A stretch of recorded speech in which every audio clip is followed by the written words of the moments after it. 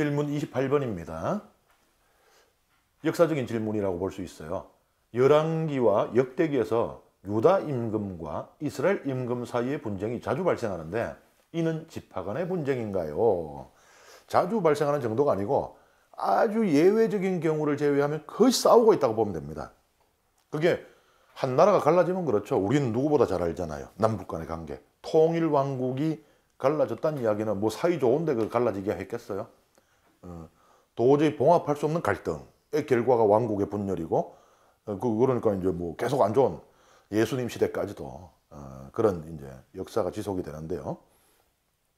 이스라엘이 이제 갈라집니다. 갈라지는데 그 1차적인 책임이 누구에게 있는가? 우리가 지혜의 임금이라고 부르는 솔로몬에게 있습니다. 왜 그러냐? 솔로몬이 했는 일 딱 우리가 제일 먼저 떠오르는 건 뭐예요? 예루살렘 성전의 건축이거든요. 이게 이제 성전의 외부 모습을 이렇게, 지금 이런 성전이 존재하지 않습니다. 그죠? 이제 한번 재구성해 본 것이고, 내부의 모습을 성경의 기록을 바탕으로 이렇게 재구성한 것인데, 어마어마한 공사인 겁니다. 고대에 이런 대공사를 한다? 잘못하면 나라 망해요. 인도에 존재했던 가장 강력한 제국 중에 하나가 무굴 제국인데, 이 무굴 제국이 이 타지마할, 그 자기가 사랑하는 그 죽은 왕비를 위해서 타지마할이라는 그 건축을 하면서 무굴 제국이 이제 기울었다라고 이야기를 하거든요. 그 비슷한 것입니다. 이 성전 이 건축이라는 대사업을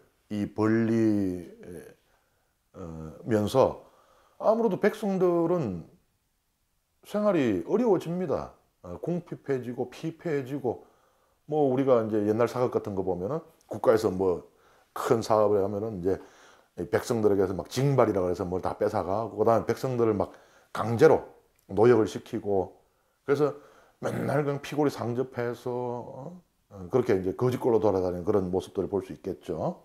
실제로 뭐 어느 정도까지 였는지는 모르겠으나, 뭐 이런 대사업을 벌리면 국민들의 삶은 아무래도 쪼달릴 수밖에 없는 것입니다. 그런데 뭐 그거는 이해한다고 쳐도 이 성전 건축을 허락하신 분이 하느님이거든요. 솔로몬에게. 그러면 하느님이 뭐 나라를 반동가리를 내려고 작정을 하셨냐? 그건 아니에요. 나라가 망할 수는 있어도 공사를 벌였기 때문에 나라가 두 동강이 난다? 이런 경우는 뭐 우리가 잘 들어보진 못했죠. 뭐 나라가 뭐 이 공사 다 쏟아부어 갖고는 국력이 쇠했다 뭐 이럴 수는 있지만, 그 나라가 갈라진 책임은 오로지 솔로몬 본인에게 있습니다. 그러니까 힘들어도 다 같이 힘들면 되는데, 솔로몬이 자기 지파가 유다 지파잖아요. 유다 지파에만 특혜를 준 겁니다. 이 말하자면 성전을 짓기 위해서 필요한 이 봉헌물, 예물, 이것도 유다 지파는 감면해주고, 또 직접 이 사람들이 와서 이런 걸 뭐 돌도 뭐 나르고 뭐 해야 되잖아요. 이것도 유다 지파는 감면해주고. 그럼 여기에 문제가 있었던 거예요.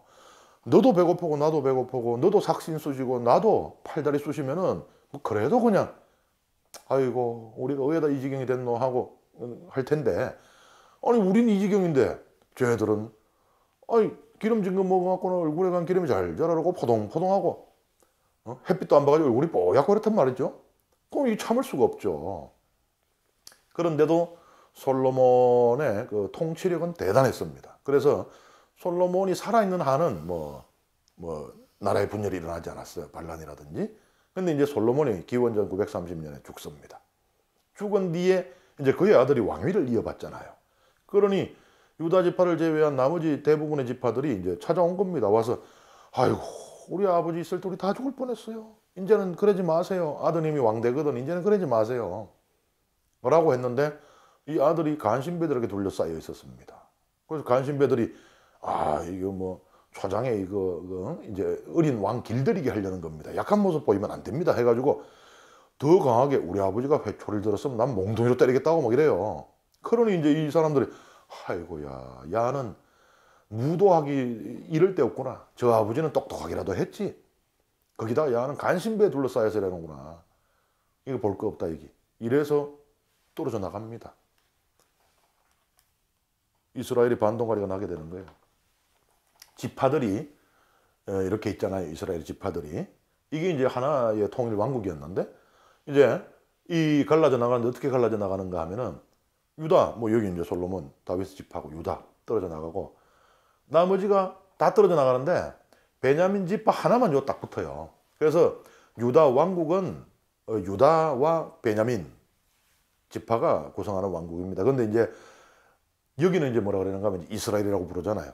왜냐하면 어느 한두 지파로 이루어진 게 아니기 때문에 이스라엘이라고 하는 그 이전에 이스라엘 왕국이었는데 그 이름을 우리가 가져가마 하고 가져가 버립니다. 그 여 밑에는 그럼 우린 유다 왕국. 베냐민 지파는 있는 듯 없는 듯 인구도 아주 적었거든요. 그러니까 아마 베냐민 지파는 유다 지파하고 인접하고 있었잖아요.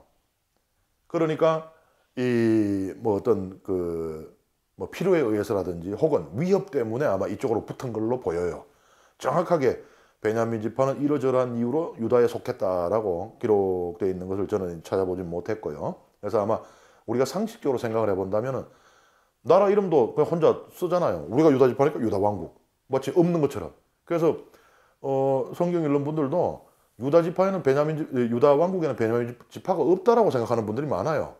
왜냐하면 그냥 유다 왕국이니까 그 정도로 무시당했으면 아마 어쩔 수 없이 이 유다 왕국에 속했을 수가 있다. 그래서 이제 이렇게 갈라지게 되는 것입니다.